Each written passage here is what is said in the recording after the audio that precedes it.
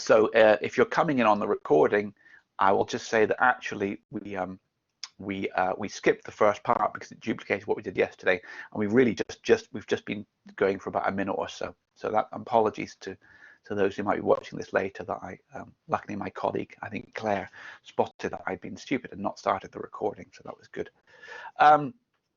So you know, you outsource to some server, and that can be done, you know, that can be done deliberately. You can actually log on to a machine that we're doing it. Of course, it could be done in the background. So these remote machines we typically call a server. And the main thing is here, you look at the picture of it, it's a bunch of computers and they don't have all the peripherals. They don't have keyboards or screens attached to them or mice. They're racked up in racks in some server. And you can use these things actually without knowing about it, possibly, you know. If you go onto Google Maps and ask for directions, you know, it probably, if you do some complicated queries to where you want to go, it probably outsources to some server. But the important point is that it doesn't have, you know, it doesn't have any direct display or input methods. Okay, but what it does have is much more storage, memory, and compute capacity than your laptop will ever have. But you still need some local device to interact with it. Okay, so that's fair enough. However, okay.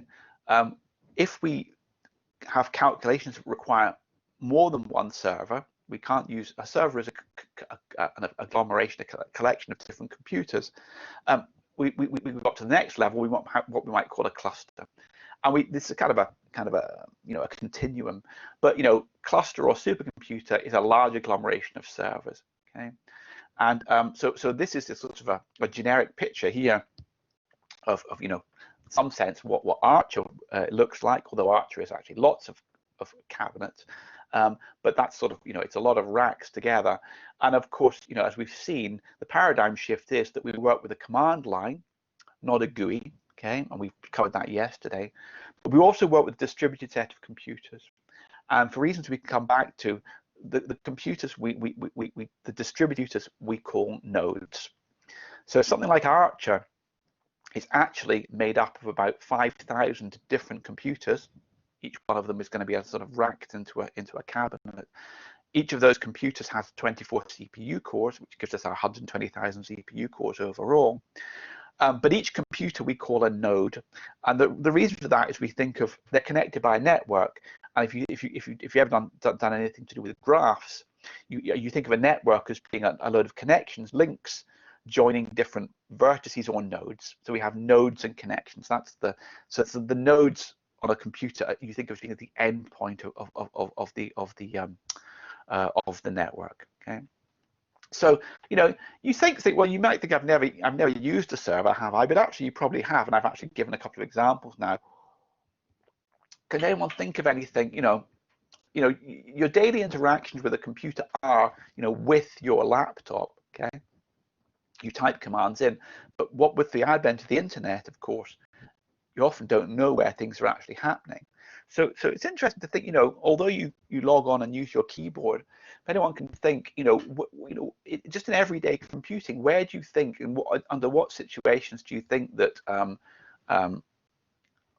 share the link to join the session? Yeah, okay, so that was in the email, so apologies to whoever it is. I need to get the guest link, which of course I don't have.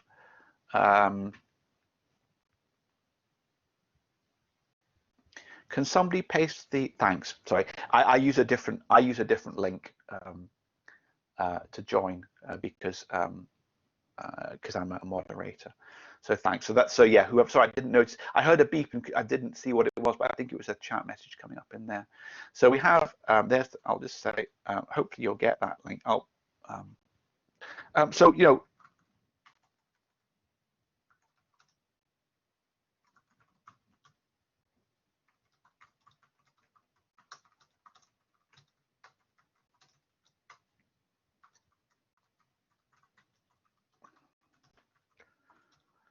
so what operations when you do on your laptop do you think might be out to some remote server?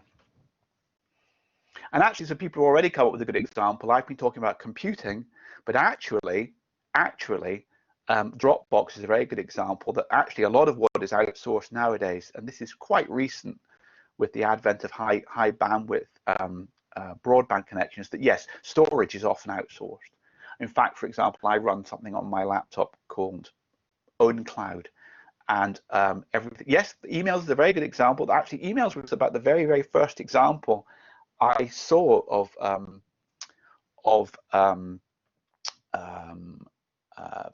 something being outsourced to a server. Very the early days of Hotmail. You accessed it through a quite an old-fashioned web interface, web browser. So yes, Slack, Microsoft Teams, all those things. And interestingly, some of these are done for convenience. I mean, obviously you outsource Slack so that you have some central database of where all the messages are called. Some of them are done for volume of storage, like Dropbox. They provide all the storage, and some are done for actually the amount of computation. So voice recognition there is a very good example that voice recognition is going to have a lot of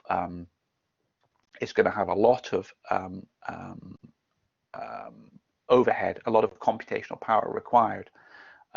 So flight radar is a good one. Emails is a good one.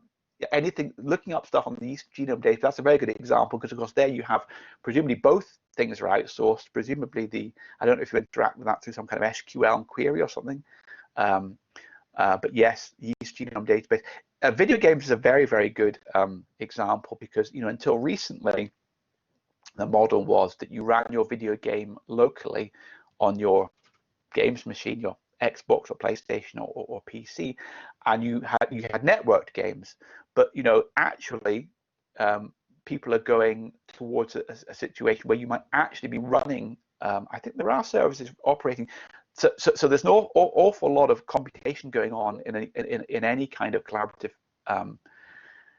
video game to keep the world effectively synchronized. But people are thinking about, actually you would just have a dumb terminal, and basically your video game would play remotely, and you would just see the pictures, so that you would just be streamed to you, which is that's actually quite interesting. That's quite an interesting. What's interesting about all of these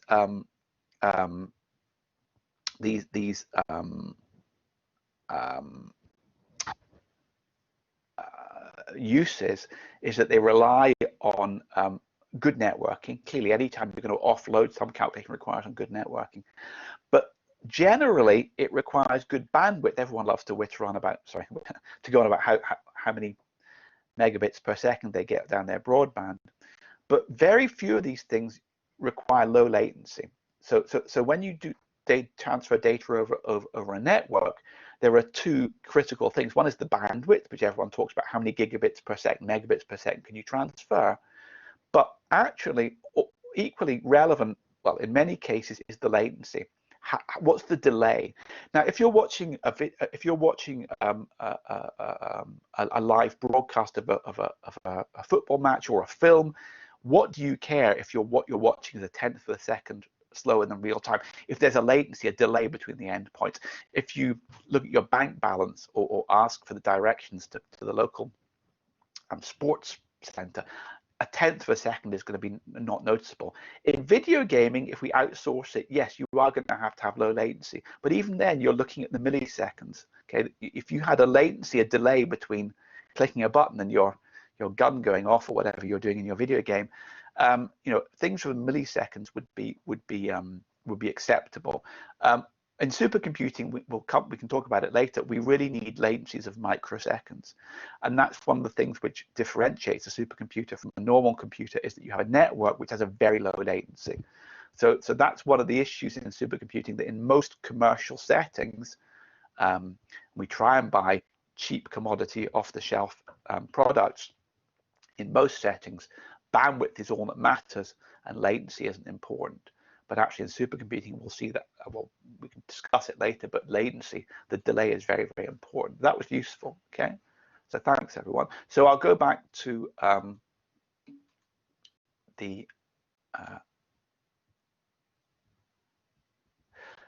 yes, so Matt says, do I mean, yes, I mean, so yes, so I was being, so yes, so I'm maybe not clear enough there. I mean low latency within the supercomputer, absolutely. So what I'm trying to say is you can't use the same networks in a supercomputer that you would use to connect your laptop with a departmental server, for example. So yes, I'm talking about low latency within a supercomputer. Okay, so oops a daisy. Sorry, fine. So okay, so the key points are HPC high performance computing involves connecting to very large computing systems somewhere elsewhere in the world. When you log on to Archer, you're logging onto a system just outside Edinburgh. Other systems can be used to work that either be impossible or much slower on your local system, and we've covered this. You log on via Bash. So what we're going to do now is we covered this yesterday, so hopefully it'll be quite quick. But you know, what is an HPC system? It's like saying what's a supercar versus a normal car. You know, there's lots of words: cloud, cluster, high performance computing, all used in different contexts. The cloud it's been around maybe 5 or 10 years. It's a generic term to refer to remote computing resources of any kind. Okay, anything that's not right in front of you, and that's typically used for serving websites, shared storage, web services, social media, and you can do computing in it. What we think about for an HPC system is really a dedicated network of computers. Okay, so the computers in a cluster typically share a common purpose. So it's really a bespoke, you know, computer rather than a disparate. I mean, it's a sort of there is a spectrum of these things. So what I'd like to do is for people, we covered this yesterday, if people could log in using SSH and just check they can get in, and I will what I will do is we're just going to basically log in using SSH. So what I will do is, what I want you to do is when you log in today is to use the option -XY. That's something different from yesterday. So when you log into Archer, if you do -XY, this ensures that Unix graphical output from Archer, you might run a GUI, look at an image or plot a graph, we'll look at some images today, are sent back to your laptop. If you're using MobaXterm, it's fine. That will be set up for you. But if you're logging in on the command line locally from a Mac machine or a Linux machine, you have to do SSH -XY. So what I will do is I will basically, I will try and share my screen, because I'm going to have to actually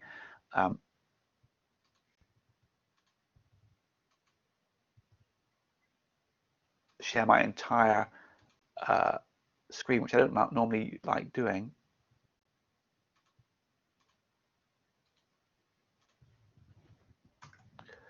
So hopefully, I've moved off my normal screen. So someone confirm that they can see my terminal here.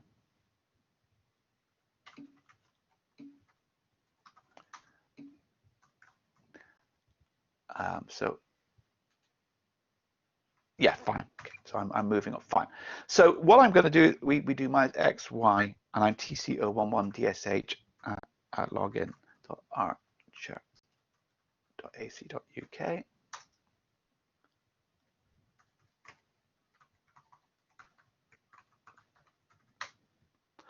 And what we want to do now is actually, if we can actually, what I will do, we can try and run a graphical application. The one I like is XEyes. So XEyes, I don't know if people can see that, is a nice program that kicks up a pair of eyes. So it would be useful if people could try and run XEyes and then tell me. So yes, if you log in through MobaXterm packages up absolutely everything. It's really quite good. So what you should see, I'm having a bit of problem switching different screens here. You should see this wonderful application XEyes, or the other one you could maybe do is XClock. Oops, which I can't type. It's another fairly useful application. I wonder if people are logged on, if people could indicate through their status, I'm going to go, I'm happy because I was able to run XEyes. So the people who might have problems here are, if you're using Windows, it will probably work straight away. If you're using Linux, it will work. Macs can be a bit funny. Modern Macs are very, very touchy about giving access to the screen and such like, and there can be issues. So, you know, if people are having a problem, so the XY command was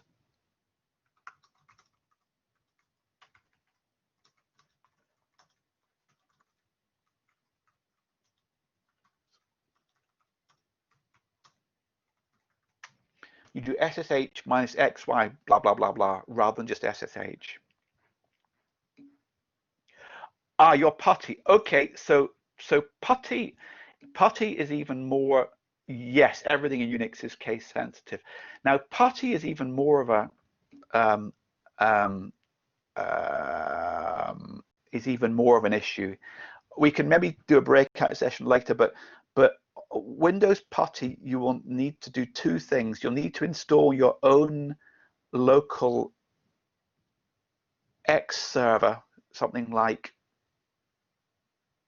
I can't remember what it's called now, Xming. And you'll also have to enable, there's a button in Putty hidden way down on many menus to enable graphics. So we can talk about that later. But so in Putty, that's why I recommend MOBA Xterm, because it actually it kind of MOBA Xterm quite nicely wraps up everything. So it's not a disaster if you don't see these nice the graphics, but it would be worth playing around with it. I'll go back to now just sharing a window because I do find that easier than the whole screen. For some reason, there it is. So I will now try and just go back to sharing my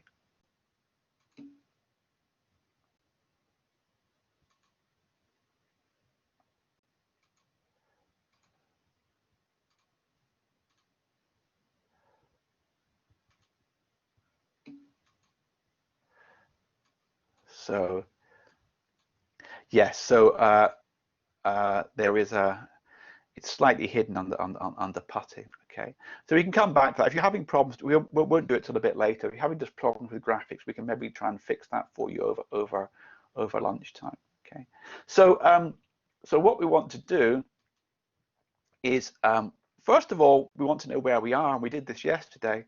So if we type host name, you can see where you are. Whoops, and I'll do it that again. I'll clear my screen. So I'm on ES login 003. Presumably, other people will be on different nodes, on different login nodes. I don't know.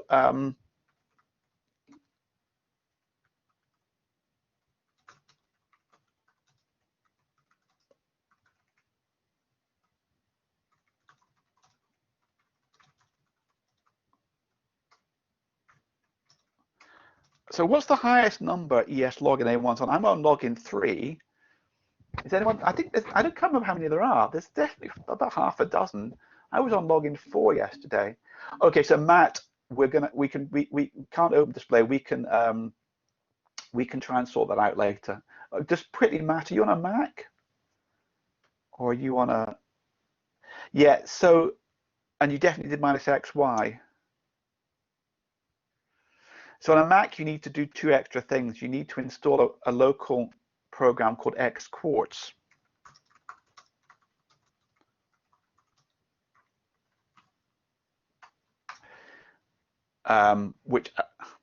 But also, there's also another security issue. But the first thing is you need to install something called Xquartz. If you want, you can maybe do that in the background.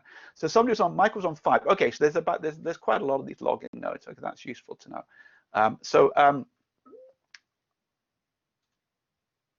Fine. So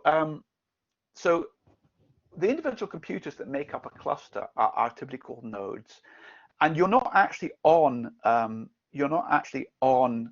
any of the compute nodes at the moment. You're on a login node which insulates you from the compute node, and we'll see that today to submit jobs to the compute node you need to use a batch scheduling system called on Archer called PBS. But there is a way of finding out what nodes there are. So if we're going to use something called PBS, Portable Batch System, I think it stands for, which basically negotiates between us on the login node and these 5,000 on Archer compute nodes, which we can't log onto directly. But these are the worker nodes. But if we type PBS nodes -a, that will tell us what are all the nodes that PBS can see. And actually, okay, there's an awful lot, okay? How many lines were there in that output? Okay, 150,000 lines of output, rather a lot. So, there's an enormous amount of stuff there. So this is giving you detailed information on all the nodes on Arch, of which there are 5,000. So we're getting about 30 lines of output for each node, which isn't very, very useful. But if you see what's more useful, we can look at a particular node, and we'll do that later on. But for example, we can just, if I put this into less, we'll see that there are nodes called mom nodes, which have a certain number of CPUs and a Linux and so much memory.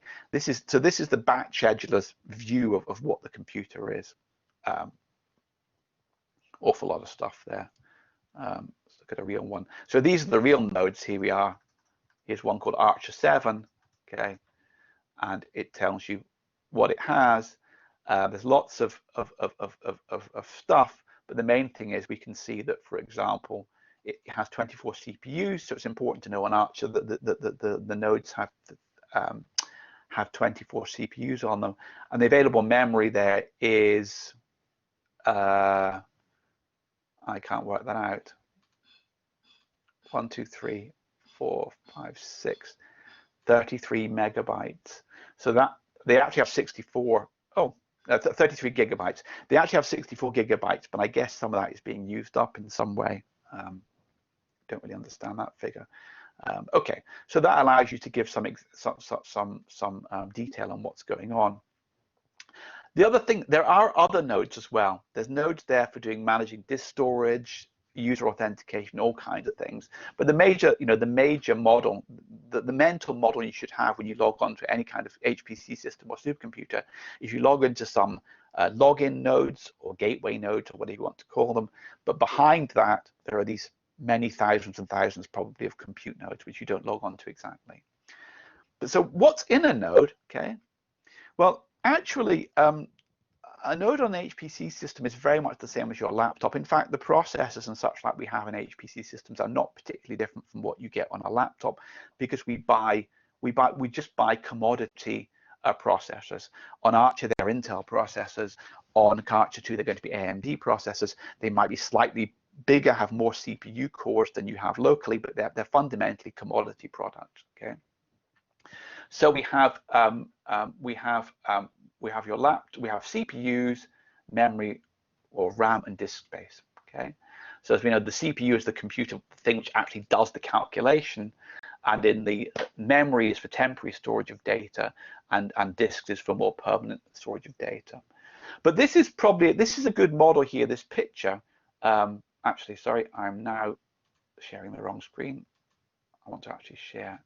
Apologies for this. This picture here is actually this is a good picture of what your laptop looks like. A modern computer will probably have multiple CPU cores. So although you may have one processor, if you opened up your computer, I wouldn't recommend doing this, you would see one physical processor. Modern computers have effectively multiple processors on the same piece of silicon. 4 is typical on a kind of a laptop. Something like Archer has maybe 12 or 24. ARCHER2 is going to have in the 64 of them. So your laptop probably has multiple processors in it, all physically connected to the same piece of memory. Okay, so that's what differentiates. What differentiates a single computer. Your laptop is like a single node. Okay, and you probably have some disk. Okay. Be interesting to find out the number of CPUs and the amount of memory available on your own computer. Okay, I'm never quite sure how to do that on what I can do, for example, on Linux example, is I can run a performance monitor. That's often a useful way of doing it. So if I share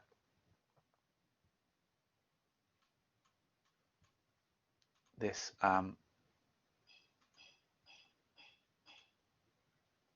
my performance monitor, which I'm just running on my laptop, you'll see that it gives me information on the memory. Now, there'll be similar tools in Task Manager in Windows, and I can't remember what the tool is on Mac. Will give you a similar view.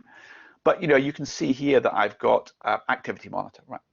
That I've got 16 gigabytes of memory. I'm using about half of it, showing my network history.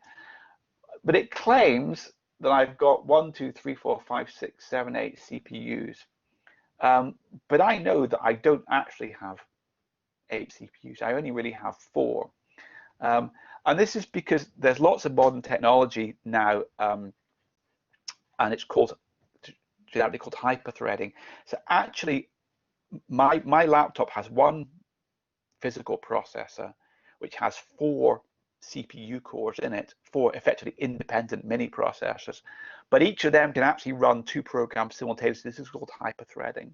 So my operating system has been fooled, and my operating system thinks that my laptop has 8 physical cores, because the operating system is being told you can run 8 things at the same time. It doesn't actually have 8 physical cores, it has 4. And for high performance computing, we really want to know what the number of physical cores are.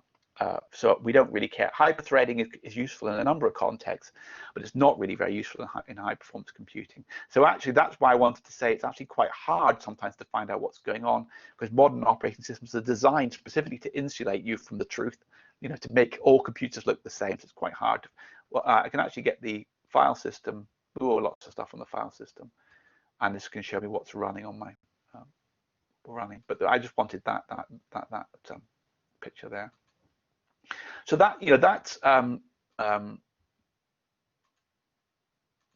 so does anyone else manage to find out? So I've got 16 gigabytes, and my operating systems I think I've got 8 cores, but I've actually got 4 physical cores. What do other people have in their on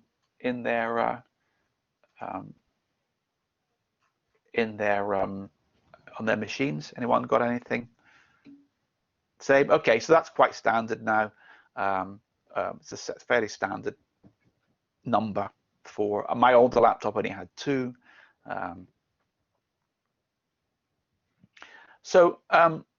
Actually, we can actually have a look on Archer, and we can run these commands here to see how much computing resources there are on the Archer head node. So I will now look at so what we can do. So there's a command called nproc-all, which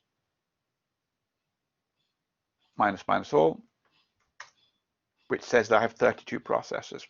So this login node has 32 processors, which is not the same as the compute nodes. So this is relatively not uncommon, that the login nodes are actually different architecture from the compute nodes. That's because the login node is just a general purpose everyday machine, whereas the compute nodes are basically there just to do high performance computing. So so that's maybe interesting. We could look at free -m, tells you how much memory there is, and this is in megabytes. And we can see that there's a lot of memory here, 256. So again, the login nodes are actually got a lot more memory than the compute nodes. The compute nodes only have like 64 gig of memory. The login nodes have 256. That's because they're shared by a lot of people. So if I do who, there's a lot of people. There's a lot of people. How many people are on this compute node? Well, there's 40 of us. Okay, there's a lot of people there. Okay, you can get a lot of more information on the CPU by doing ls CPU. And you can see, let's kill that. This shows you that it's an x86, which means it's just an Intel. Thinks it has 32 CPUs, but actually, if you look, it actually has slightly complicated. It does get complicated. There are 2 physical CPUs on this machine, each of which has 8 cores. So there are 16 physical cores. But the operating system thinks there's 32 because of this hyperthreading stuff. So things do get very, very confusing nowadays. It can be quite hard to work out what's going on. But those are the kind of numbers you get on relatively old machines like Archer. On a newer machine, they might be a bit. I presume no matter what login node you're on, you get the same answer here. Can someone confirm that? I believe all the login nodes are the same.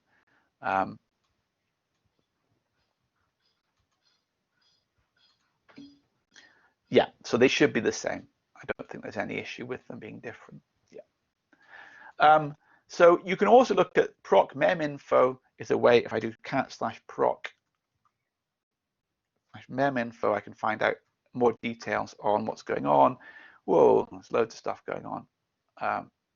But again, 256 gigabytes of memory, of which about a third of it is free, and there's all kinds of other stuff here. So you can find out more information than you really want to know. We're really interested in what's going on in the worker nodes. So actually, these PBS nodes is more useful if you pointed at a particular node. So I've picked a particular node, ARCHER2 HPC. If you look at that, you'll see you actually get more useful information. So this is actually much more interesting. We can see that we had 24 CPUs, as I'd said, and that the memory is how much? It says it only has 33 gigabytes of memory free. I'm not exactly clear why that is. That's less than I would expect. I know they have physically 64. I'm not exactly clear what's going on there. That might be operating system overheads, but it seems rather a lot. Okay, so that's some information on Archer. I wanted to basically, so does anyone have any questions about that? I mean, we're going to actually run on these machines. I mean, I'm not that, although I've been working in supercomputing, high performance computing for decades, I'm not bothered about, people get obsessed about what the clock rate, and the important thing you need to know on Archer is there are about 5,000 nodes. Each of the nodes has 24 CPU cores, and each of them has about 64 gigabytes of memory. That's about all you need to know to be a good user of Archer. How many cores there are per node? 24. How much memory there is? 64. That translates into only 2.5 gigabytes per CPU core, which some people might say isn't that much. It's a lot less than I have on my laptop. My laptop has 4. But memory is expensive. Might not be expensive when you're buying one computer. When you're buying 5,000, it quickly ramps up. So if I now share the content,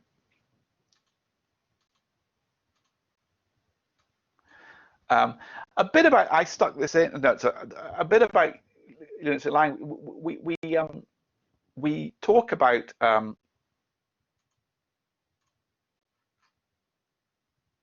so Michael said, is it 24 CPUs or 12 times 2? So that's a very good question. So actually, each node has 2 processors in it. So each node has 2 physical processors, each of which has 12 physical CPU cores in it. However, they're all tied together into, they act as a single 24-core shared memory machine. So the fact that physically the cores, so the most important thing is that there are 24 CPU cores on an Archer node. Physically, it's actually 2 processors, each with 12 cores on it. But to a large extent, that's somewhat irrelevant. That's sort of a packaging quirk. That we wanted 24 cores, but we could only buy processors with 12, so we stuck 2 in. That's a sort of a bit of a quirk. I mean, it is possible to. You do see some effects of the fact it's 2 12-core CPUs rather than 1 24-core one, but actually it's not that important. So you're absolutely right. It is 2 12-core CPUs, but the most important thing is that there's 24 CPU cores in a node, and the fact it's actually made up of two 12-core CPUs is slightly a bit of detail we don't care about. Is that okay? Yeah, fine. So it is a very good question, though. So just a bit about language. We measure memory in bytes, which is 8 bits, and people talk about kilobytes, megabytes, and technically speaking, a kilobyte is 1,000 bytes. 1,000 kilobytes is a megabyte. Actually, computers actually work in powers of 2. So when people say kilobyte, they normally mean 1,024 bytes, and they normally mean a megabyte is 1,024 kilobytes. So if you're completely pedantic, which I'm not normally, but actually, if you're going to use the base 2 notations, you should be talking about kibibytes and mibibytes and gigabytes, rather than kilobytes, megabytes, and gigabytes. It's not a bit of a numerical coincidence. I mean, computers count in binary base 2, So memory sizes that are natural are powers of 2, 2, 4, 8, 16, 32, 64. It's a bit of a numerical quirk that 2 to the 10 is 1024 is very close to 1000, which us humans think is a round number. There's nothing, we happen to have 10 fingers, some evolutionary quirk. We have 10 fingers, so we think 10 is a round number. So we think 1000 is a round number. Now, 1024 and 1000 are very close, so that's why people can be a bit blasé about it. It does actually start to matter when you get up into the petabytes, which is thousands of gigabytes, which is millions of gigabytes. It's about a 10% difference between so manufacturers tend to quote disk sizes in the power of 10 things. It makes them look bigger. So manufacturers try and exploit this. They try and, they make it look like you're getting more than you paid for. But colloquially, when people say gigabyte, megabyte, they're normally talking power of 2 notation.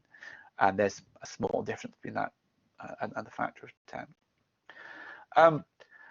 Some HPC clusters have different nodes for different workloads. Archer actually has about 10% of Archer's nodes are high memory nodes. They have 128 gigabytes, not 64. But actually Archer's pretty homogeneous. Other machines might have GPUs in them, okay? So, a modern machine might have both CPUs and GPUs. Some nodes will have no GPUs, some may have GPUs. And so, that's you have to be aware that they're not necessarily homogeneous. Archer is pretty homogeneous across all the nodes. So, as I said, the key points are an HPC system is a set of networked machines. Archer has about 5,000 of them. We have login nodes and worker nodes or compute nodes. We log into the login node, but we want to access the compute nodes. There can be a variation in what the worker nodes have, but typically they're fairly homogeneous, at least on big systems. And I skipped over this a bit, but files saved on one node are available on all nodes. So there will be a shared file system across all the nodes. And in fact, Archer doesn't have any disk space on any node. The nodes have no disks at all. So everything goes to some central storage system. That's why it doesn't matter whether you log into ES login 001 or ES login 004. They all see the same shared file system. Right? So compute versus work is purely a terminology. I would say compute node rather than worker node. It's just a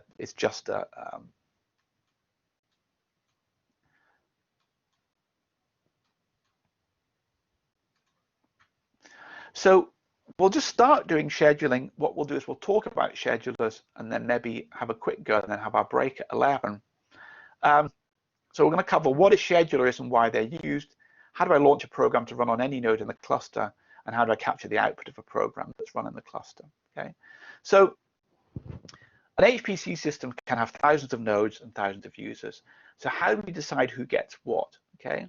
Now, on a departmental cluster, you may just all log in and it will just be a free-for-all. But we don't want that. We want to have reproducible runtimes. We want to know what's going on. We don't want to one day our program to run quickly and the next day it to run slowly because it was running alongside somebody else's job. And actually, this diagram here, which I'll maybe expand a bit, of someone running a restaurant is actually a good example. So we have the tables represent the nodes, okay, and so we have a couple of busy nodes here where we have one with 5 and one with 4. Okay, we have some busy nodes. We have some idle nodes in the top, and we have a reserved node. And what we have is as you come into the restaurant or you queue up to go for your meal, there's some queue manager, some bouncer who basically decides who goes where. So if somebody came in with a group of 5 people, he or she might assign them to the idle compute node. But if someone came in with a large family of 12 people, they'd have to wait because they wouldn't be able to fit on this node. And you can pre-reserve nodes, and it turns out that for today's course, we have pre-reserved a bunch of nodes. I think it's 10 of them, which means that only we have access to them. So this is just like making a reservation, okay? You reserve a table, it's guaranteed. You can either turn up on the day and take your chances, have to have a drink at the bar till your table becomes free, or you may have pre-reserved a table, in which case it's available there. And so what you actually do is you, when you want to run a job, you basically say to the bouncer or to the cluster, the queue manager, this is what I need. I'm going to need 10 nodes for 5 hours. Could you please give me them, and you'll wait in a queue until they become available. There's lots of different ways of altering priorities and such like, but that's basically the way it works. There was a role play game here, but I couldn't think of a way to do it virtually, so we'll skip that for the moment. Okay. What we're using today, the scheduler we use today, something called PBS Pro. It's not used everywhere. It is not going to be used on Archer 2. We're going to use something called Slurm on Archer 2. So the exact syntax might change, but all the concepts are the same. Okay, all the concepts are exactly the same. Slurm is slightly more modern, and that's what we're going to use on Archer 2, and what's probably used more commonly. But PBS is a nice thing. So the main thing, the most basic use of the scheduler is to run a command non-interactively. Okay, what you want to do is you want to say, rather than run these commands, I'm going to run them on the compute nodes sometime in the future. That means you need to list down everything you want to do, and that's why what we covered yesterday about batch jobs is important. What you do is you write a batch job. So you say all the things I want to do, you put it into a job. So what I would do now is I'll now switch to showing my screen, which I've forgotten how to do.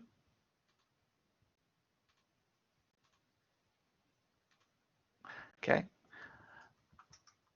What we want to do is we want to run a script, and what I want to call it, well, I'm going to call it example job.show. Okay. And if I have to make it executable. And if I run it, the script is running on the login node. So what we've done, and if you should be able to do that as well, is, and I've put a sleep in here. This is mimicking a job which runs for a real amount of time. Sleep just says wait for 60 seconds. So all that's happening there is I've done echoed some output. I've done the host name, which is going to be useful because that allows to tell whether the script is running locally or if it has run successfully on the compute nodes, and but it's running on ES login 003. So you should be able to create that script and run it, and you should just get back the login node. What we actually want to do is we want to run that on the compute nodes. So what we're going to do is we're going to use this syntax here, and I will explain what's going on here. So I'll maybe wait. A minute seems a long time when you're waiting. Eventually that thing should finish. There we are, it's run, okay. So hopefully no one had any problems running that. What I need to do now is to submit it. Whoops, I've unsuccessfully cut and paste the command. So what does this do, okay? So this says, first of all, qsub. Qsub is the PBS command that says, I want to submit this job to a queue, okay? What queue are we going to use? Well, there will be a default queue, okay? But we have got this special reserved queue. So this reserved queue is limited today only to users in group TC011. So you can submit to that queue, okay? Resources are very tightly controlled on supercomputers. I have to tell it where to charge the job. I have to say, I want you to charge that to my account, and the account is called TC011. Now, on some systems, there will be a default. It's a bit weird that it doesn't default to an account. But if you were a research group and you were given a project on Archer to run for a couple of years, you'll be given a budget of time, so many million CPU hours, and it would have an account name. By default, it would be the name of your group, okay? So because our group is TC011, the training course 11, that's the account.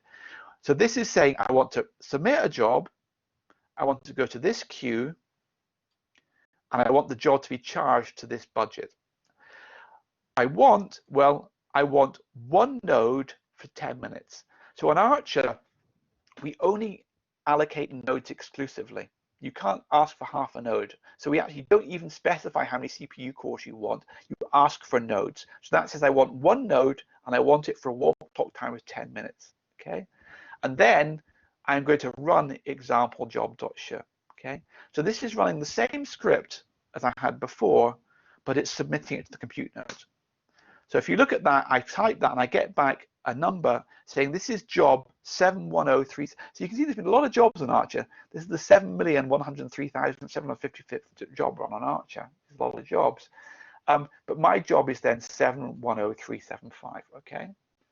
So how do we know what's going on? Well, I can type qstat minus u and my username, and that will show that this job, oh, it's run already, okay? Now someone asked a question there.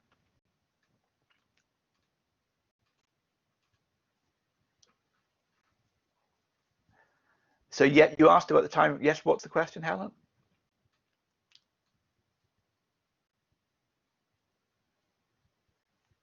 So the syntax is a bit weird, but okay. So do you mean the?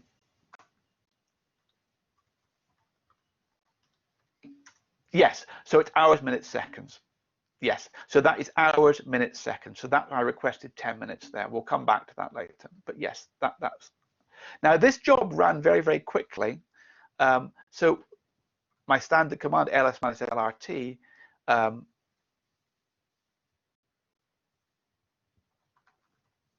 Sorry, because I did the wrong thing, because I got my name wrong, TC011DSH. So it's running now, sorry. So it's running. So you can see that this job is now running. If I'd done it quickly, you would have seen it would have been queued, okay? But this is running. So this is my job ID, and I got that back. So that's my username, the queue, the job name defaults to the script name. I've asked for one node, okay, there. Task is 24, that's because I get all 24 CPU cores on a node.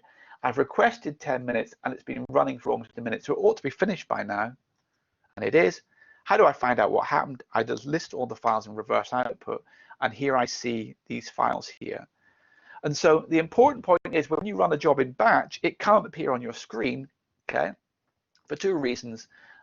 You might log off, and of course you don't want it to appear on your screen. You don't want to go for your lunch and come back and the screen outputs.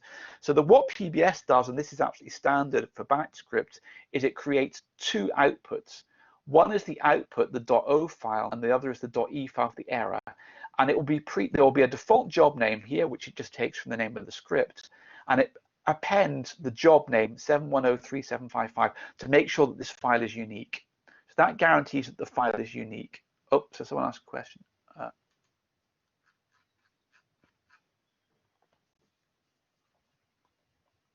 So no, so for you, Luciana, so the account is the name of your group, not now. I don't think you're going to be able to run, because Luciana is your N02 account. Is that correct?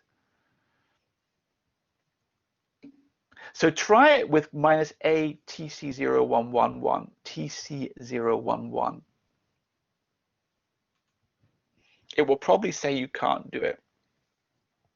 So Luciana is using her her existing Archer account, which is in the N02. Yeah. So what you need to do, Luciana, is you need to do q sub minus q. Now you can't access this reserved queue, unfortunately, because it's reserved to. But you need to do this.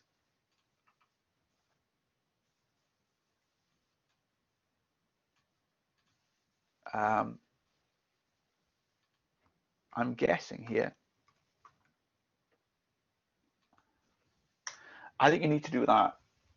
So you don't have access to the reserved queue because it's locked down to the training account, but you can access the short queue, which will run. It might take a bit longer, and I'm guessing that there'll be a budget called N02 because you're an N02 user.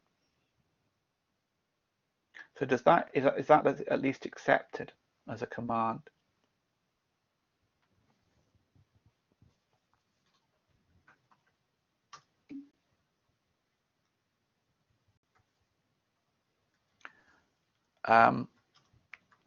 If I do qstat, you'll see that Archer is actually running 770 jobs, or I have 770 jobs queued at the moment.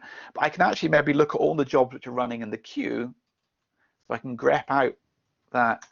And so no one's running actually at the moment. If I q sub my job again, and then do that qstat again. Sorry, this isn't very If I do qstat, you'll see that, yes, okay, so I am, if I do qstat minus u tc011 dsh, you'll see that my job is now running, but also Rob F3 has got a job running as well. If I do another q sub, and I do a qstat very quickly, you'll see that actually my job is, I have two jobs here. One is running and one is queued.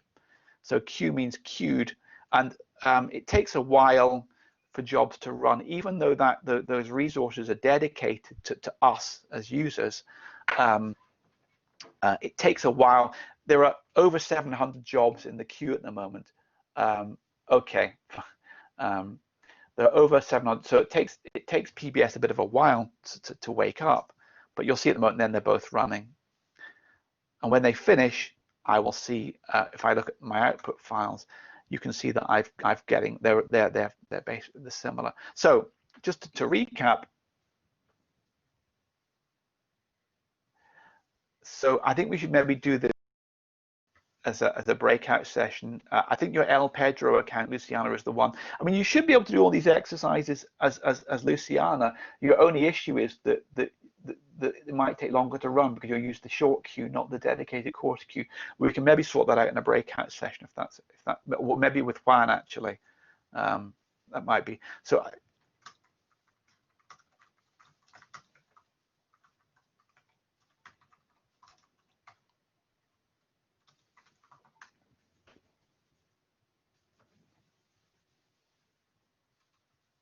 So something's happened here. Okay, fine. So so before the break, you know, the output goes into these log files, which have a default name, which you can see how to change that later, and they're prepended, one for the standard error, one for the standard output. Luckily, the error file is of 0 length, but let's look at the output file. So we saw the script is running on mom5. Okay. There's a lot of stuff at the start and at the end, but there's a lot of guff in this file. But this is useful here. We request 24 CPUs. So this is the output from my file, and this is just other information. Okay. Now, it might be a bit weird, but when I submit a job, I asked for a single node. Okay. So PBS allocated me that node, and once it allocated me that node, sorry, it then ran my script. Okay, so it ran my script. So it's allocated me a node, a single node with 24 CPU cores, then it runs my script. Where do you think the script runs? Okay, do you think it runs on the login node? Do you think it runs on the compute node I've been allocated? Do people want to have a guess? It's not an easy question because Arch is a bit weird.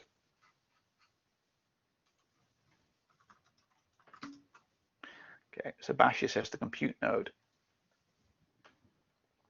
So on a normal system, that would be true. So what would normally happen is, imagine I asked for 100 nodes, PBS would allocate me 100 nodes, and one of those would be dedicated as a boss node, and that node would run the script. Archer is a bit weird. Archer has dedicated nodes that do nothing but run your scripts. These are called mom nodes, as in sort of mothering, they mother your job. So that's a bit weird on Archer. But this mom node, this script is running on mom5, is not a login node. It is not a compute node. It is a special node which does nothing but run the scripts. And we'll see later, when you run a parallel job, it runs on the compute nodes. There's a special command you have to say, could you please launch this parallel job on the compute nodes? But that is a bit weird on Archer. And what Helen and Bashir have said is the normal case, on a normal system, your script would run on one of the compute nodes, okay? The PBS would select one of the compute nodes as the controller. But that's not what happens on Archer. So that was just a bit of a, but that's the main, you know, we've done most of that that session. So what we'll do is what we'll do after the break is we'll talk a bit more about how to customize this script and how to do a bit more monitoring and control our jobs a bit. So when using MPI, we'll see that basically there's a special command which says, could you please run this MPI job for me? And then it will, so So basically, when you launch an MPI job, you normally always type MPI run, for example.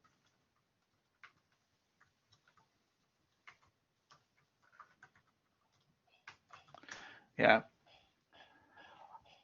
On Archer, there's a special MPI run command which makes sure it runs on the compute nodes.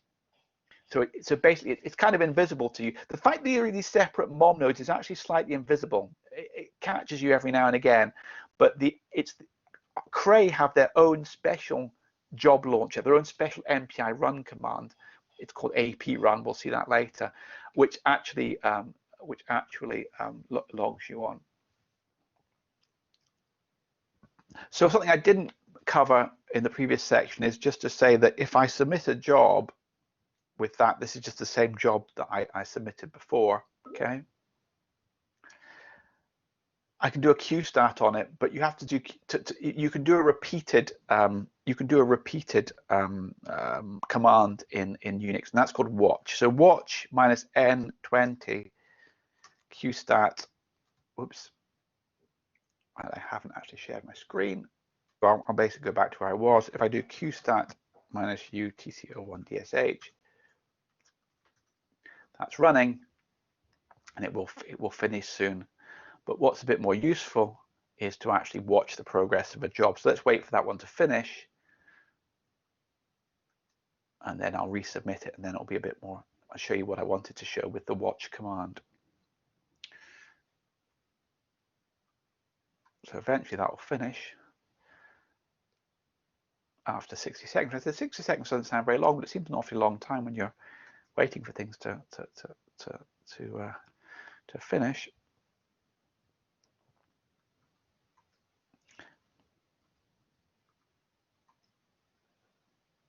So rather than having to repeat the command, this is really quite strange, actually. This seems like a lot more than a minute, but maybe it's just me being impatient. Let's see if it's actually run yet. That's run now. Yes. Okay, that's run. Right. So what I wanted to show you was to do the queue sub. That was the queue sub I did before. And now I can watch minus n10 qstat minus u tco1 dsh. So let's run that command, and I've done the wrong thing there. Run that command every 10 seconds. So you can see the job is queued. So what it's saying is at the top, every 10 seconds it's doing qstat. And you can see at the moment it's queued. Okay. So the job is queued, and now it started running, and this will now run for a minute because we had that sleep 60. But the watch command is quite useful for doing repeated things. By default, it does it every 2 seconds, which is maybe a bit quick. So that's why I did watch minus n10. So that will watch this job all the time. So what I did was that watch minus n10 q, and that's just useful if you want to keep an eye on things. Okay, so what I'll do now is carry on to the next thing. Is how do we customize a job? Okay. So one of the two problems we had with that Q sub command there is that it's okay. So let the Q sub. So this is the Q sub command here. Okay. So Q sub is the command. Okay. I want to submit the job. This is the queue I'm submitting to. Normally, you wouldn't specify that on Archer, but unless you wanted to do it, unless you were doing a short job, there's a high, but we have the special reserved queue. So normally, for a production run on Archer, you wouldn't specify that. Okay. Minus A says where to charge this job to, and that is your budget of time. So if you were part of a real research group, it would be arranged in some way, but each user would have a named budget of time which they could charge their jobs to. Okay. And this minus L is what your job requires, and my job requires one node. Select equals 1 says I want to select one node, and wall time is hours, minutes, and seconds. That's going to run for 10 minutes, and then this is the script I'm running. Okay, so is that clear? This is the queue, this is the account to charge to, and these are the requirements of the job. I want one node for 10 minutes. Is that okay? Yeah, okay. And in fact, I mean, interestingly, just on Archer, there's a command called budgets, which tells you what budgets you have access to, and we have access to TCO1, which has 50 allocation units, they're called. If I didn't do the queue, if I did, you can see if I did that, okay, then let's submit a job to the short queue, which I know exists. And let's just submit a job without a queue.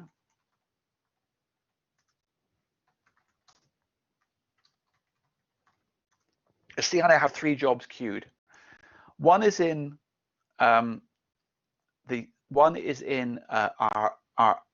our special reserved queue, which is called R7090766. One is in the short queue, which is today called R7097338, and one is in the standard queue. So the first job went to our special reserved queue. The second job went to the short queue, which you use for debugging, which is today is called R7097638, and the third one is in the standard queue. And if I do watch, you'll see that, not surprisingly, the jobs in the short queue, in the reserved queue, in the short queue are running, but the job in the standard queue, which is where normal big jobs go, is going to be queued for a long time. Okay. So I hope that was useful. Now, one of the problems with what you've seen there is that, I mean, as Matt pointed out, there's an awful lot of parameters there to remember. Okay, so I'll now share my screen because it would be useful for you to see this.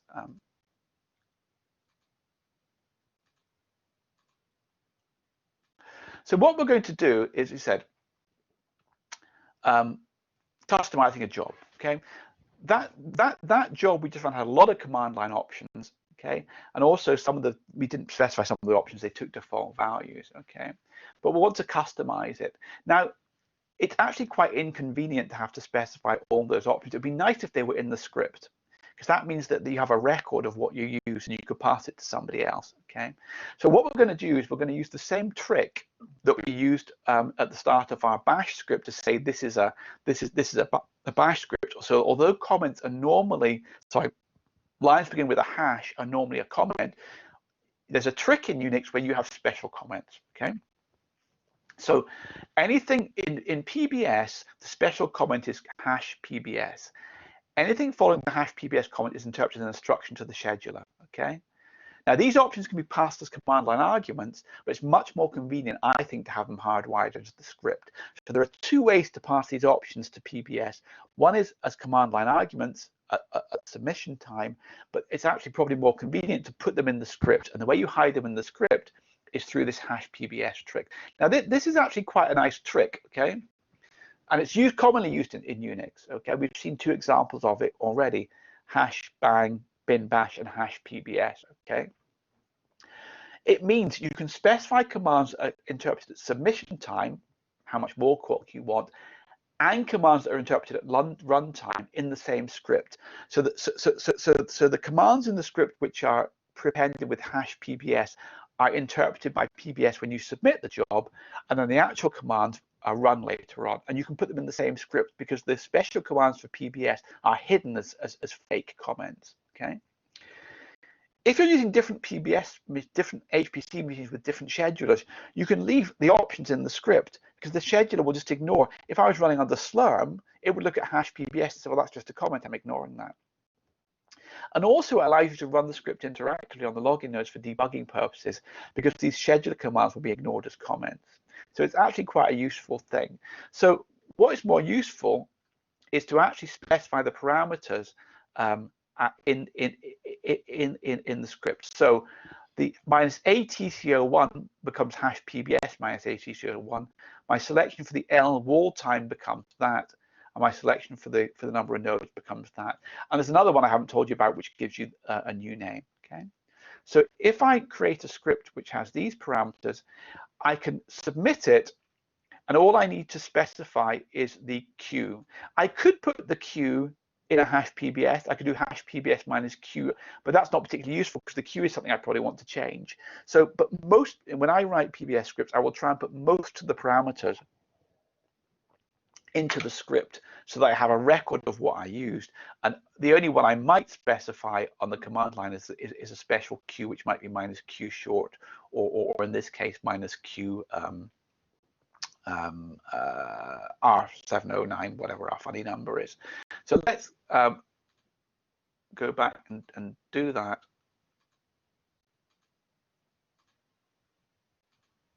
Okay. What did I call it? Example job.show. So let's overwrite that with these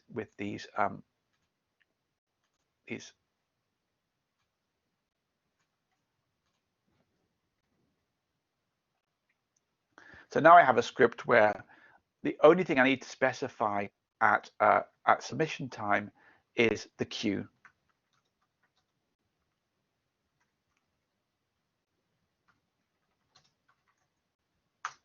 And if I do qstat, you'll see that it's inherited.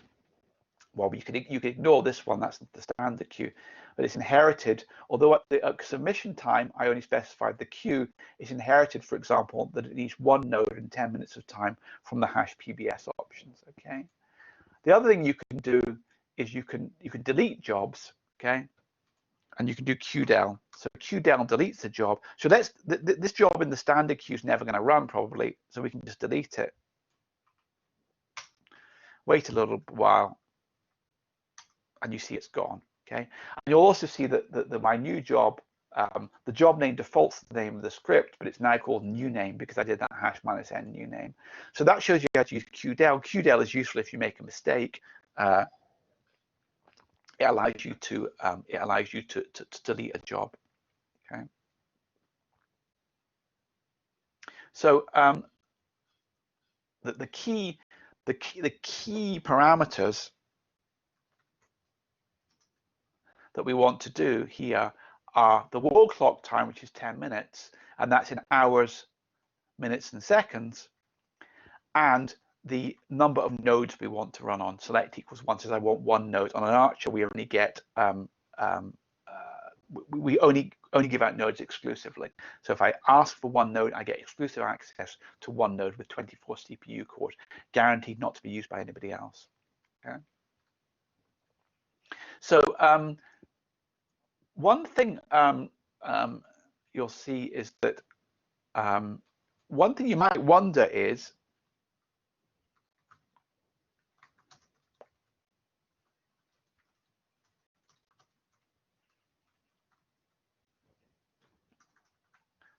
where does the job run from? Where does it, and let's, okay. So what I will do is example, let's maybe make their subdirectory. So I'm now in a subdirectory, okay. I want to copy that script, okay, and let's see what it says, okay. So what I'm going to do is when I run this job, it's going to say where it's running, okay. So let's do that q sub, and what I'll do actually, just for I'll get rid of the sleep just so it runs quicker, okay. Okay. So q sub minus q R709 0776. So I've submitted it from there. Where do people think that job's going to run? When it runs, where do you think it runs from? So when your job starts, as we see, it runs on these mom nodes and it starts up, but where do you think it actually starts running in?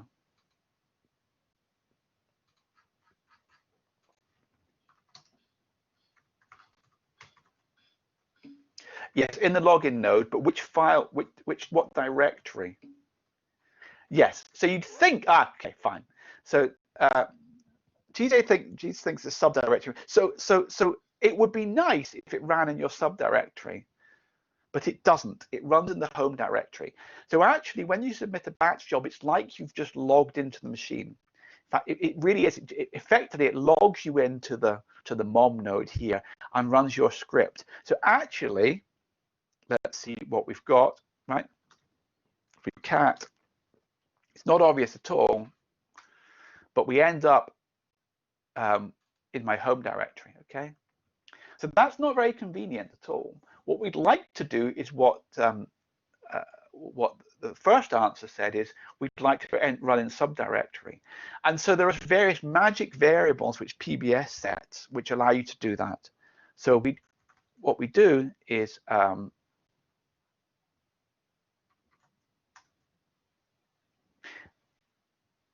we could do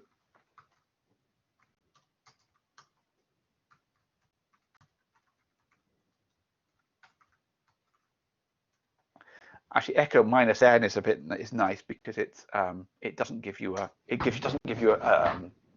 carriage return. That's no U line. So I can do that, and then I can do echo $PBS underscore O workdir. So what this says is PBS O workdir is a variable which is the directory you submitted the job from. It's a very strange name. It's not particularly intuitive. It's not what you'd think, but that's what it is. Okay, there's this and this will be true in any system. There will be a way of finding out where you were submitted from. Okay, and so what I can do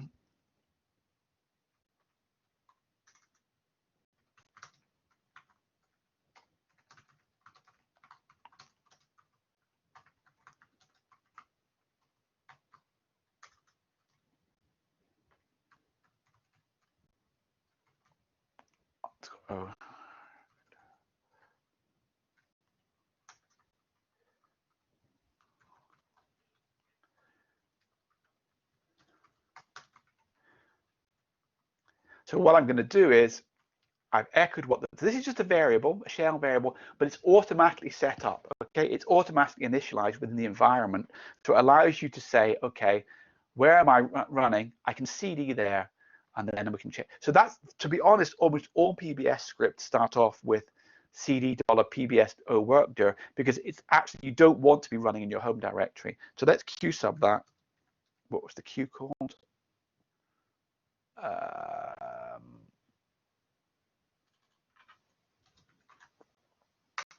Okay.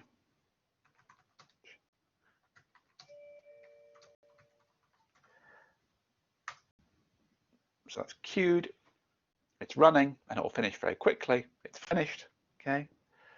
And let's look at what we got.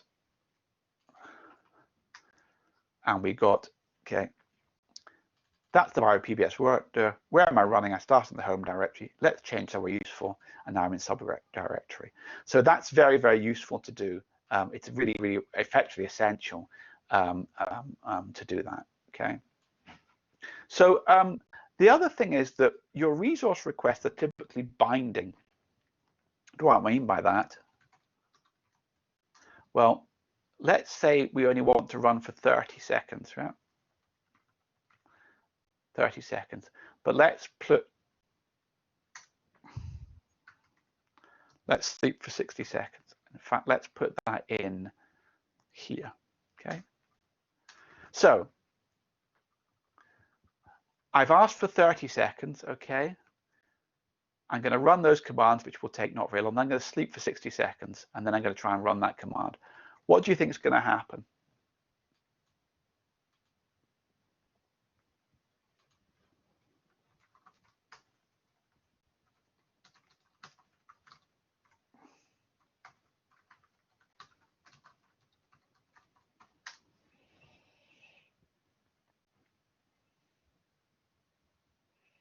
Ask for 30 seconds, and it's going to run for more than 60 seconds. What do you think happens? Anyone to guess? Yes, exactly. It's killed rather aggressively. So that's just, so they're all very good answers. So let's Q sub that. Yeah. Let's watch it. Let's do -n. Be a bit.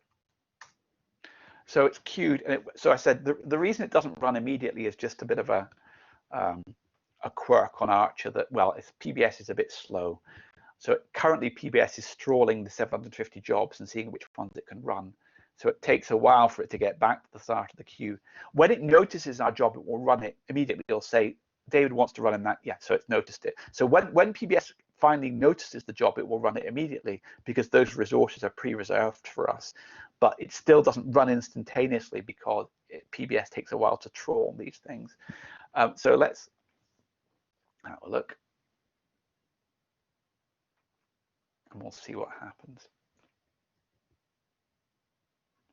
So again, a minute seems a long time when you're waiting, but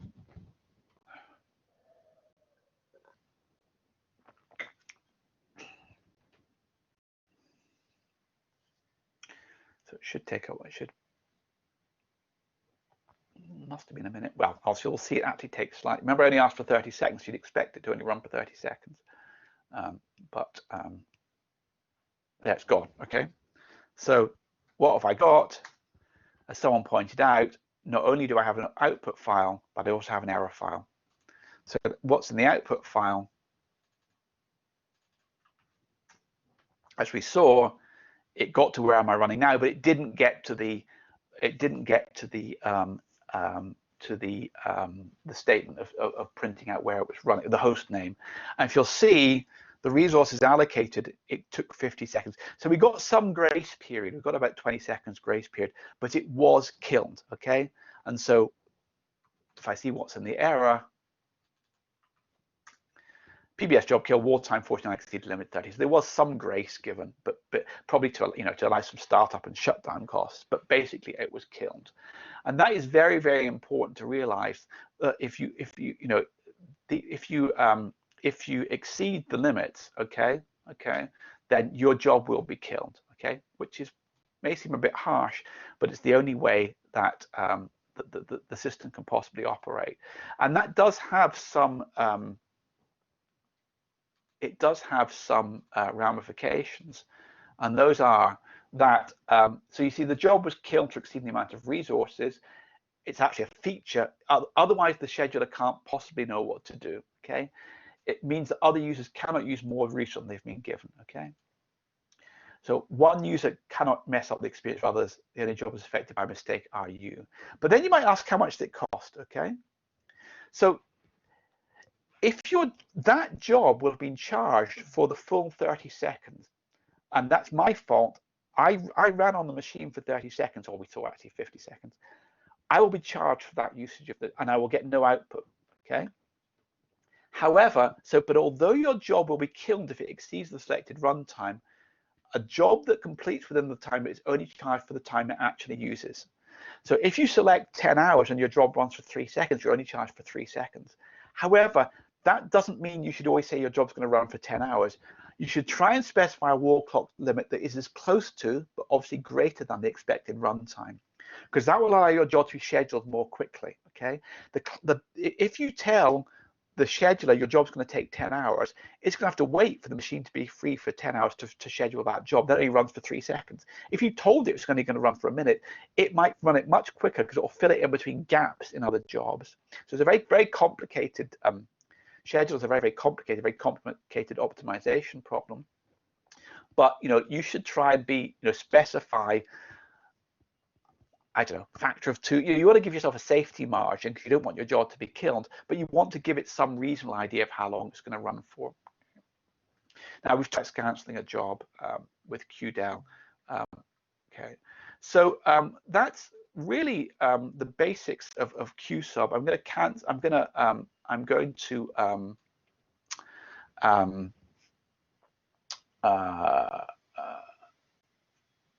talk a bit about a couple of Archer quirks for the moment, but that's really the sort of basics of QSub. You write a script. It's a bash script. When you submit the job, you specify either through command line arguments, but probably more conveniently through these #PBS comments, what resources you want. That job is then staged and run in the future when it can be run. What happens when it runs is effectively you log into the system, you start off in your home directory, and the script is run verbatim. So to be useful, the first thing you want to do is probably cd to where you started from. Otherwise, you won't see any of your executables or files.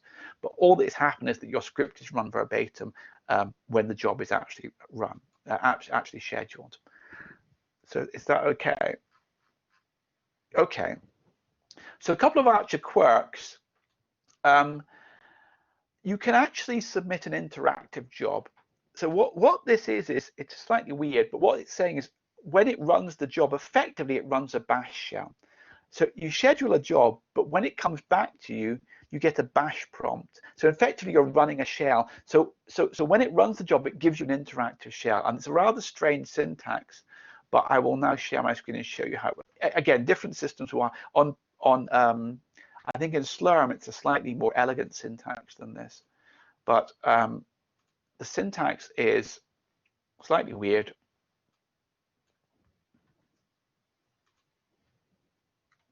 It's this again, queue sub to this queue, charge it to here, and then it's I want to do an interactive job.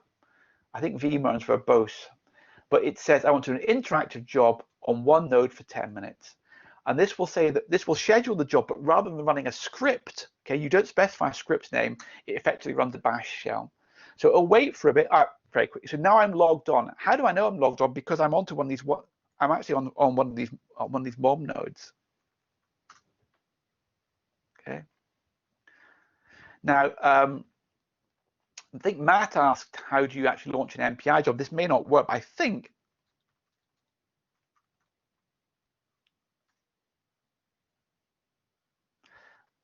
Yes. So host name runs on the mom node.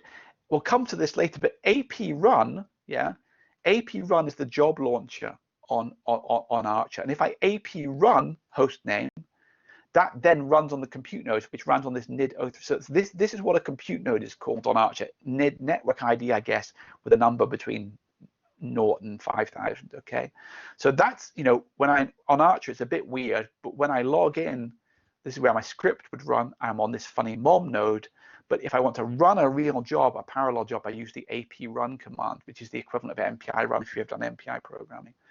So that was actually reasonably. And if I want to finish, I now exit, and I come back again. Okay, there's a bit of a quirk on Archer. Okay. However, the thing which I think is really important on Archer, and this will be true also on Archer 2, I'm sure, is that slight quirk of the Archer file system. Well, okay, it has two separate file systems, /home and /work. Okay, so /home is meant for small files such as source code, and /work is this big this file system that you're supposed to use for very large data sets. To force you to use /work, the home file system is not mounted on the compute nodes. So this is a bit weird, but it means that the bottom line is when you do real work on Archer, you shouldn't be working from your home directory. You must change directory to /work /tco11 your username /work. Okay, I'm on. I'll have to share. This is being a bit awkward sharing between.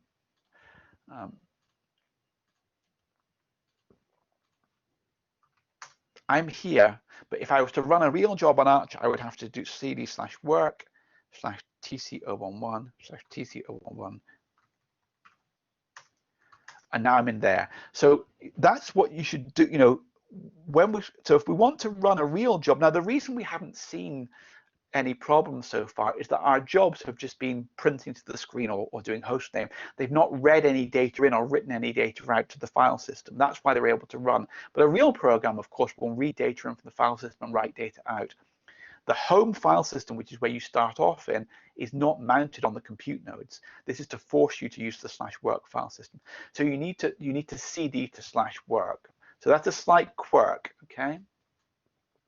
So what we're going to do, just as I'm not going to really explain what's going on here. This will be explained much more in the afternoon session, but we're going to look at submitting a parallel job using MPI. So you know, the power of HPC systems comes from parallelism. Okay, and what I'm going to give you is I'm giving you a parallel program. Now I'm not going to explain. I'm going to explain what it does in the afternoon, but we're just going to use it now as a black box. Okay. The important part of the MPI library, MPI is almost universally used in high performance computing for doing parallel jobs. It allows you to run a single program, or logically a single program, across as many CPU cores as you want, tens, hundreds, thousands. And what they do is they talk to each other effectively by sending themselves emails, messages, using this message passing interface, which is just a bunch of library routines. Okay. Now, the details of how it works aren't important for this course, but if you are using a package, if you're a molecular dynamics person who wants to use GROMACS, if you're a quantum mechanics person who's using, I don't know, CASTEP or CP2K, if you're a researcher doing climate science, you want to run the unified model, or some POP is another. All these programs will be written using MPI, parallelized using MPI. So you need to learn how to run an MPI program, because if you're using, even if you're not writing your own code, if you're in a lucky situation that the application is pre-installed, then you need to know how to run an MPI program. Now, typically, what you need to do when you run an MPI program is first you need a special parallel launcher program, and we've seen that on Cray that's called AP-Run, but on the Slurm system, which we'll be using on ARCHER2, it's called S-Run. On your laptop, it might be called MPI-Run. A specification of how many processes to use in parallel, okay, and a specification of how many parallel processes to use per compute node. So what happens is, when your job is run, you've been allocated a bunch of compute nodes. It's up to you when you run your parallel job to make sure that your job runs correctly across those. So I've given you a very, very simple MPI parallel program that sharpens an image. We'll talk a bit more about it in detail. The important part about this program is it reads in a data file called fuzzy.pgm, which is a fuzzy image, and writes out a sharpened image called sharpen.pgm. So it does parallel, it does input and output. Therefore, we're not going to be able to run this on the work node, on the home file system. If you run this on the home file system, you will get an error message, probably on the output stage. Okay. So what you want to do is to create a file called runsharpen.pbs with these contents. So first of all, you need to have CD'd into your work directory. Okay. You need to have executed that CD command to go to the /work. And then we want to run this command. Okay. So what I will do is, I can try and get that on the, we're going to use this, we're going to write a script with this command. We're going to call it MPI sharpen. We're going to ask for 2 nodes for 10 minutes. We change the work directory, and that means if we submit from the work file system, it goes to the work file system, it goes to where it was submitted from. We'll talk about modules this afternoon, but this program called Sharpen, we need to load. It sets up this we need to copy across the input data file, which is in this location, and then we want to run. Okay. So the parallel job launch is important. The launcher program is called AP-Run. The total number of processes is 48. Now, why do I run on 48 processes? Okay. Okay. Why do you think I've selected 48 there? Okay. Why is that number 48?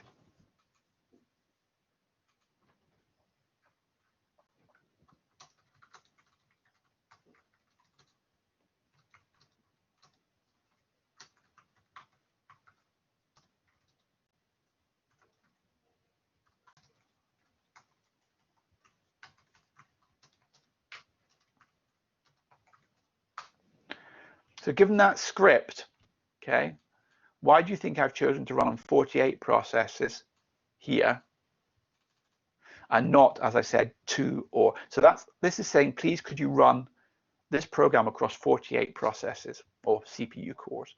Why have I done that given the other parameters in this script? Everyone has it a guess.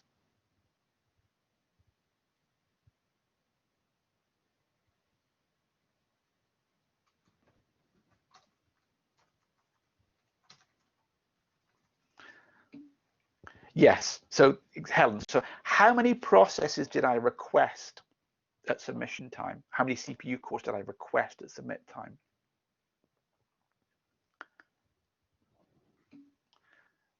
So I requested 2, well, so it's a bit confusing. What does that select? 2 watts.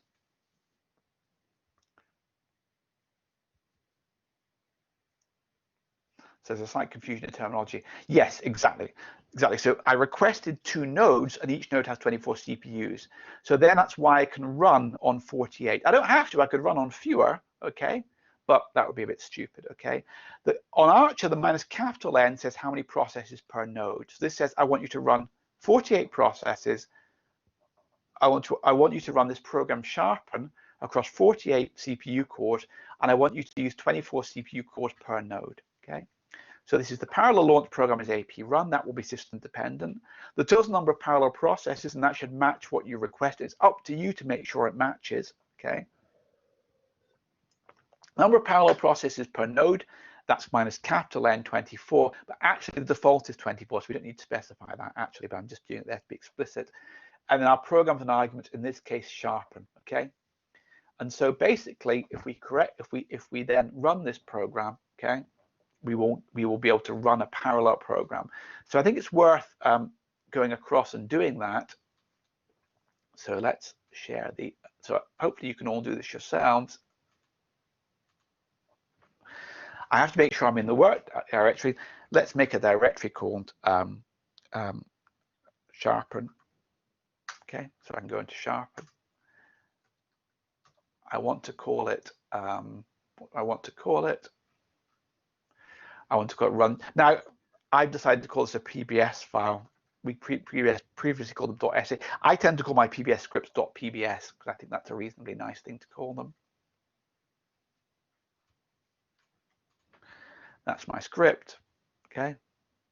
So what it's saying is I'm going to call my job MPI sharpen. I want to run. I've selected 2 nodes. I want to run for 10 minutes, way more than we need. When I run change directory, this worked, which is where I started from. This is a bit of magic, but it's saying load the sharpen program, copy the data across, and then run, okay? So if I q sub -q, I can't remember what the q is called, run sharpen.pbs, okay?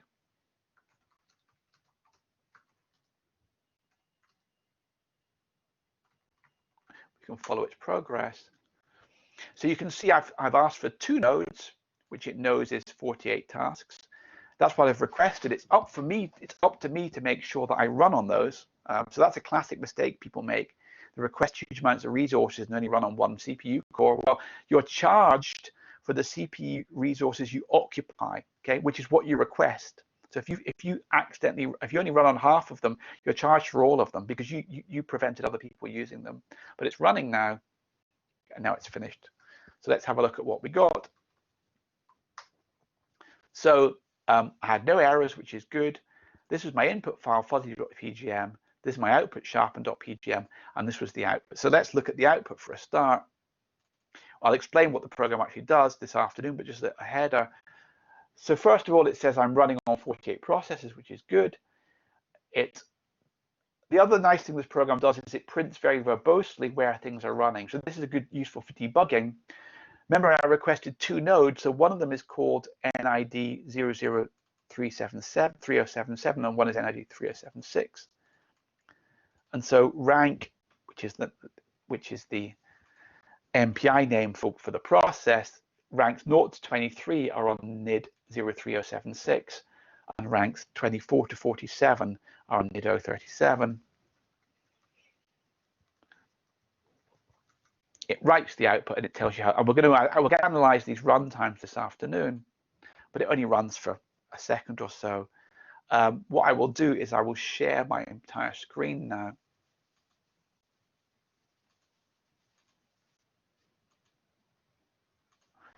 And what we should be able to see is I have to close that. But the program I want to use to display, there's a program called display. So if I look at I can display the input file.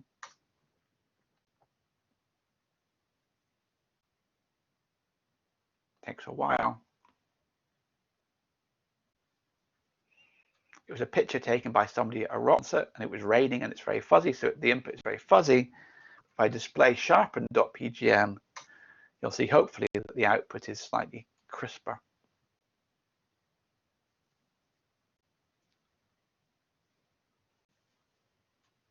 did actually. Now, for the purposes of this exercise just now, this is just a parallel job that does input and output. So it illustrates two important concepts. One is how you run a parallel job with AP run, and you have to say how many processes you want to run on.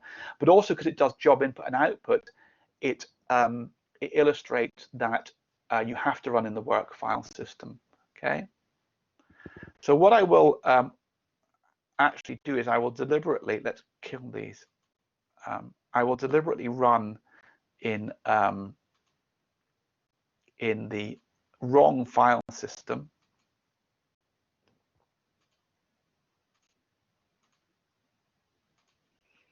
So what I will do is I will now actually go to, where am I? I'm in my work file system. Let's make directory called sharpen in my work directory. And let's copy /work /tco11 /tco11 sharpen /star into here. Okay.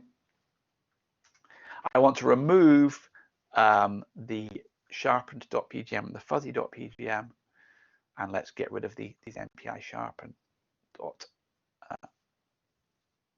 star. So I only have my script. So I submit that.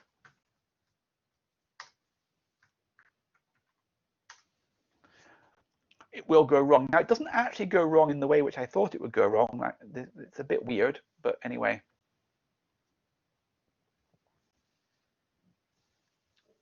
But it will run.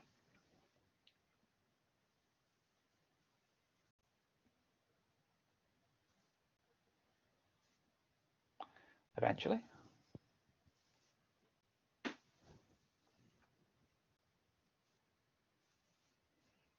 Okay, so it's finished. Now, this E does not mean error. It's an annoying quirk of PBS. It means exiting. So it's actually rather annoying. But E means exiting. Your job is quitting, not error. It's very, very confusing. So the three states you will see are Q for queued, R for running, and E for exiting. Your job is being shut down. But let's have a look at what we got. Now, we didn't get a rsharpen.pgm, so our job failed, and we got an error file. Whoops, sorry, I didn't mean to do that. Something weird happened there. I don't know what happened there. Okay, that's better. We got an error. Okay, so what was the error? What did we get in our output? Okay, it says writing output file sharpen.pgm, then nothing happened, and it was killed. Okay, why? Well, let's look at the error file. It says cannot create sharpen.pgm. So somewhat bizarrely, and this isn't, don't think this is the party line, your home file system, you can read from your home file system on the compute nodes. They're not really supposed to be able to, but you cannot write to it. And that's to force people to do I/O to the work file system. So if ever you get programs mysteriously crashing, which cannot read file or cannot open file, the first thing on Archer to check is you're running in the work file system. It's very easy to forget, okay? So that was just that's a slight quirk of Archer, but it is true of all HPC systems. You need to be careful where you run your job, because you need to run it from the correct place. And the annoying thing about batch systems is they typically, when you run a job, stick you in your home directory, which is probably not where you want to be. Okay. So the other thing you can do, so the exercise we have is to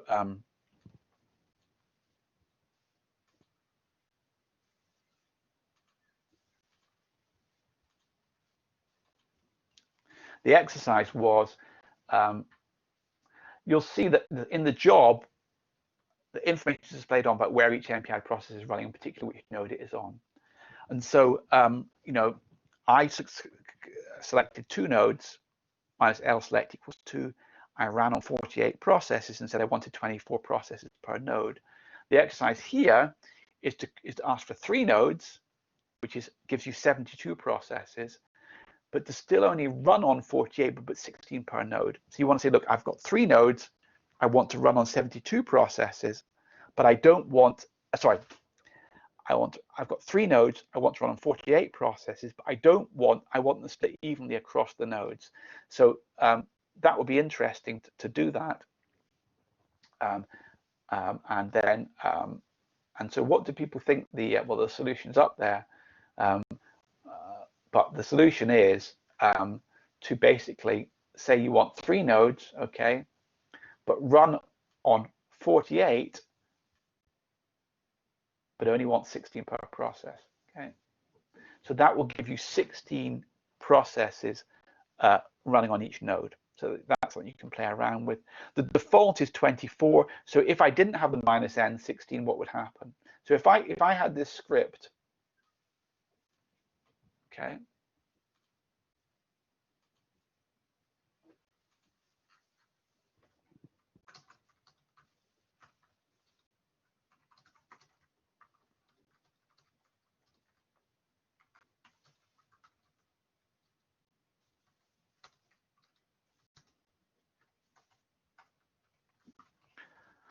with that script, what would happen if I did AP run -n48 -n24 sharpen? What do you think happened? The question below it is an extra question, but just if I did that, you need to think 24 CPU cores per node. How many resources do I select? Do I request? And then how are they run? How are they distributed at runtime? They want to have a guess.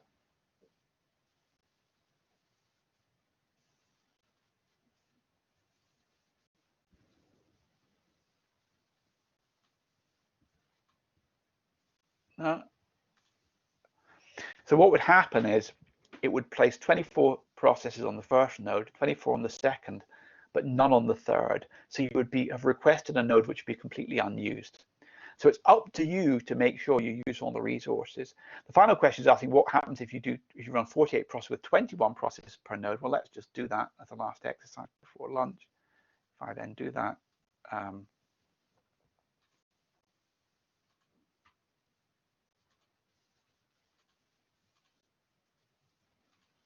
so if we do, I need to go back to /work, the right thing, okay? So I want to select 72 and run on. What's happened here is, let's look at the script again. Whoops, I'll clear the screen first. So we've asked for 3 nodes, which gives us 3 nodes each with 24 CPU cores, so we get 72, okay? I said I want to run on 48, but I only want 21 on each node. So what it does is it runs the first 21 on the first node. So what nodes did I get? I got node 3078, 3077, and 3076. It ran, so let's actually do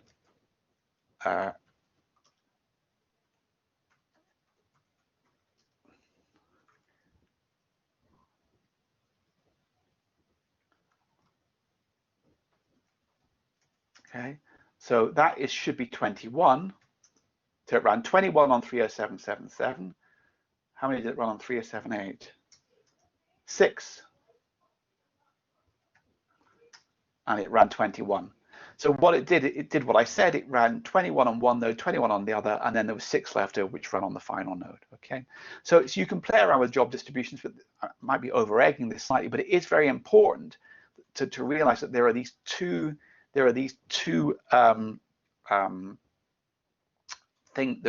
concepts. One is the resources you request, and the other is those that you run on. And it's up to you to make sure that they're the same. Because if you don't use all the resources that you ask for, you'll be charged for them, but you won't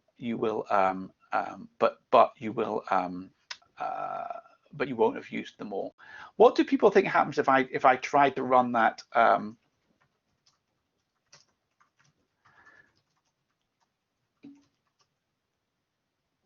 Okay, so what do you mean by resources? That's an interesting. So what do you mean? Do you mean CPU cores or time or what? That's a very good question. We'll come back to this at the end of the course, but that is a good question. But I don't quite know exactly what you mean. Okay, so most parallel programs, a well-written parallel program will run on any number of processors. So we will see this afternoon that the more processors you run a good parallel program on, the faster it goes. So it's up to you to say, I want to run this on 100, 1,000, a million CPU cores. That's your choice, but you should pick the right number. We'll actually discuss a bit this afternoon what the right number is. But it's up to you then to know, well, I know on 100 CPU cores it takes about an hour, so I'll request an hour and a half. So that is something we'll cover this afternoon. It is something which is a bit, it's really a matter of experience, okay? Another thing which is interesting is, what do you think happens if I try and run on more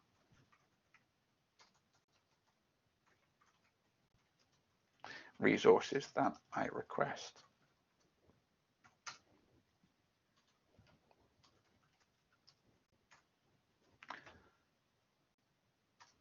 So if I say I ask for 3 nodes, but I try and run on 96. So I meant to run on 96, but sorry, I meant to select 4 nodes, but I forgot and I only selected 3. Okay. What do you think happens? Yes. Yes. So basically it will stop, and in fact it will stop. Let's just do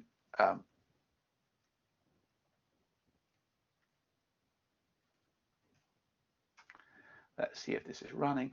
So I've only requested 3 nodes, yeah, which gives me 72 tasks. I'm trying to run on 96. And eventually PBS will wake up and notice that what I want to do, and it will run the job and very quickly finish. I think. Come on, PBS. PBS is being a bit slow today. Very slow. Okay, something very strange is going on. As I sometimes PBS does get rather confused. Okay, it's a bit strange. Shouldn't take this long. There, it's run. Okay. And as you expected, we saw an error file. And what was the error file? Claim exceeds reservations node count. Now that's a slightly cryptic way of saying you tried to grab more than you asked for. So you get an error file, and you'll see in fact it didn't run at all. It failed at the AP run stage. So in fact I got nothing out at all because it just completely failed. Okay. So just to summarize, the timing's worked out reasonably well.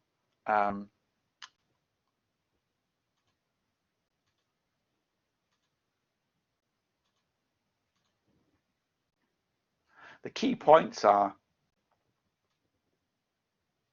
so yes, what you did is AP, so what happened is you issued an AP run command saying, I would like to run on 96 processes.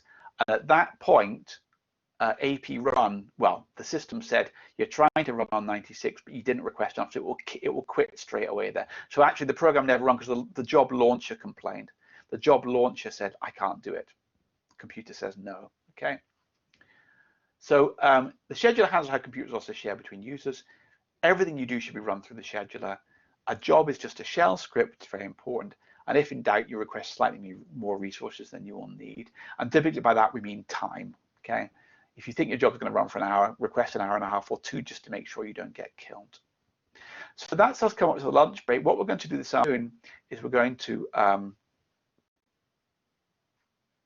cover final bits, which are how do we access software, okay? How do we transfer files? How do we use resources effectively? And so this is answers some of Matt's questions. How do I choose the correct resources for my jobs? And how do I use shared resources responsibly? So the timing's gone pretty well. 2 hours, yes, that's what we're on. So we'll come back at 1:15, and I'll talk about how to access software, which gives you how do we load and unload software packages. Transferring files to and from are very important. and then we'll actually go back to that sharpen program and run it and look at its performance and see how it's actually performing. You know, given its characteristics, what would be a sensible number of processes to run it on. Okay. So are there any other questions? If not, then we'll just come back and start again after the lunch break, 13:15.